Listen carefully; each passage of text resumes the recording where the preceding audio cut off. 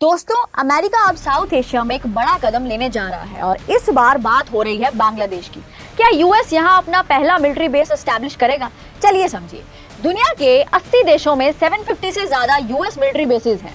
Germany में 100 plus, Japan में 120 और साउथ कोरिया में 73। लेकिन साउथ एशिया में अब तक एक भी अमेरिकन बेस नहीं है। क्यों? क्योंकि भारत ने अपनी जमीन पर यूएस बेस बनाने की परमिशन ही नहीं दी। 2006 से वाशिंगटन की कोशिश है कि चाइना के राइस को रोकने के लिए उसकी प्रेजेंस इंडियन ओशन के पास हो, क्योंकि चाइना का सारा ट्रेड और ऑयल इंपोर्ट इसी रूट से होता है। और अब इंडिया के साथ स्ट्रैटेजी फेल होती देख अमेरिका ने अपनी आंख बांग्लादेश पर टिका रखी है। रिपोर्ट्स के मुताबिक शेख हसीना की गवर्नमेंट ने सेंट मार्टिन आइलैंड पर यूएस बेस की परमिशन डिनाई कर दी थी और कुछ ही वक्त बाद उनकी गवर्नमेंट हटा दी गई। आज इंटरिम गवर्नमेंट के दौरान 120 से ज्यादा यूएस एयरफोर्स और मिलिट्री ऑफिसर्स चिटागोंग में मौजूद हैं। वहां ऑपरेशन पैसिफिक एंजल और टाइगर लाइटनिंग ड्रिल्स जैसी एक्सरसाइजेस चल रही हैं, जिसमें यूएस, बांग्लादेश और श्रीलंका की फोर्सेस मिलकर पार्टिसिपेट कर रही हैं।